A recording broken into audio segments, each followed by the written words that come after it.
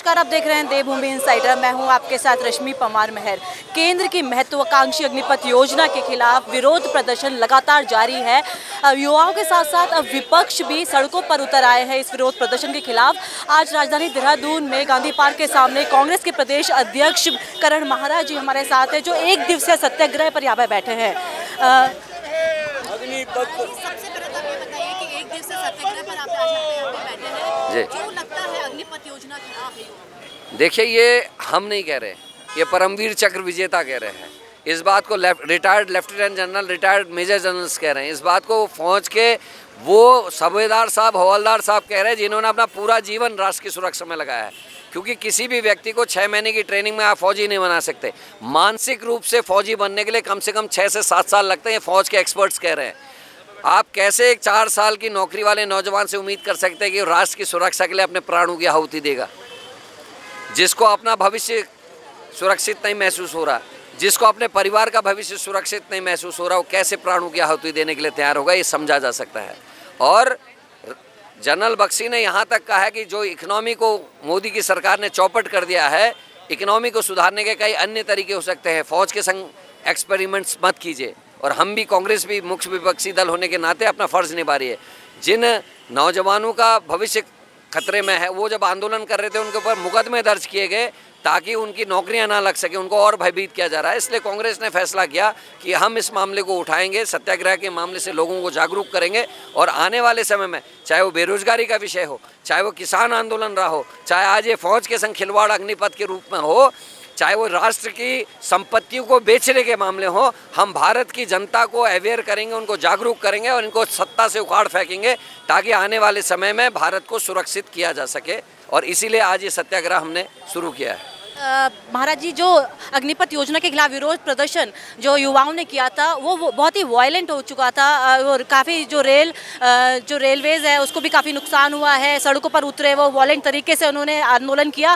क्या लगता है, जायज़ था ये आंदोलन करना वायलेंट तरीके से? और अब आगे जो युवा है, आप क्या चाहते हैं कि किस तरह से इसका विरोध प्रदर्शन करें? कोई भी विरोध हो, कांग्रेस केवल अहिंसा की पुजारी गांधी जी की पार्टी है। हम लोग अहिंसा का समर्थन करते हैं। मेरा ये आरोप है कि जो आंदोलन हुआ उसमें आरएसएस के लोग शामिल थे और उनके द्वारा इस तरह की घटनाएं करी गई। जो नौजवान 4 साल से दौड़ रहा है, फौज में भर्ती होना चाह रहा है, राष्ट्र की सुरक्षा के लिए अपनी जान की आहुति देना चाहता है, क्या वो राष्ट्र की संपत्ति को नुकसान पहुंचाएगा? ये सोच ही नहीं सकता कोई। निश्चित तौर पे बीजेपी ने आरएसएस के लोगों को जिस तरीके से जेएनयू में, जामिया में अपने लोगों को पुलिस की वर्दी पहना के वहाँ भेज के गुंडागर्दी करी थी। मेरा पूरा आरोप है कि इस आंदोलन में बीजेपी, आरएसएस के लोग शामिल हुए और उन्होंने इन अग्निकांडों को, इन घटनाओं को अंजाम देने का काम किया ताकि उन नौजवानों को डराया जा सके, उनके ऊपर मुकदमे दर्ज हो और ये आंदोलन को दबाया जा सके। केंद्र सरकार का कहना है कि वो इस योजना को रोल बैक नहीं करेंगे, चाहे कुछ भी हो जाए। अब आगे की क्या रणनीति है आप? निश्चित ही मिली भगत है। राष्ट्र को खतरा, जो मोदी जी कहते हैं उसका उल्टा करते हैं। उन्होंने कहा था राष्ट्र बिकने नहीं दूंगा, राष्ट्र की मैक्सिमम संपत्तियां वो बेच चुके हैं। उन्होंने कहा राष्ट्र को खतरा पैदा नहीं होने दूंगा। 74 किलोमीटर चाइना हमारे राज्य में, देश में घुस चुके हैं, गाँव बसा लिया, पुल बना लिए। कल नेपाल ने 2-3 दिन पहले पता चला कि नेपाल ने कई हेक्टेयर जमीन हमारे कब्जा कर ली। तो कहाँ खतरा नहीं है? राज्य और राष्ट्र दोनों खतरे में है। देश की आंतरिक और बाहरी सुरक्षा खतरे में है और जनता जिस दिन इस बात को समझ जाएगी, मोदी जी को अपनी असलियत पता चल जाएगी।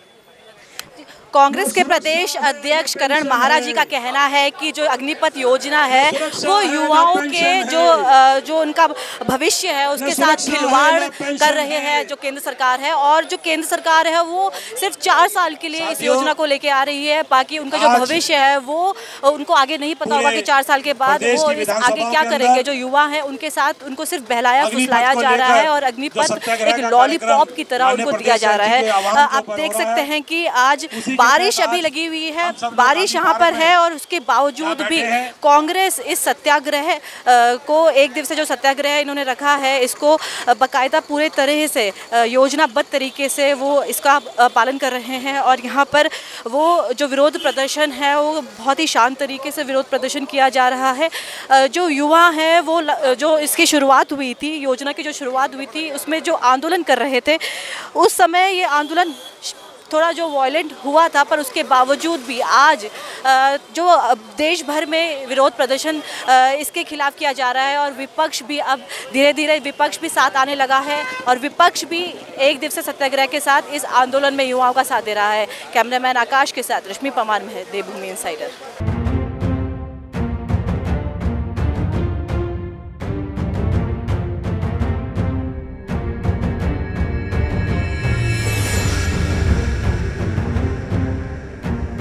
आज ही डाउनलोड करें देवभूमि इनसाइडर ऐप।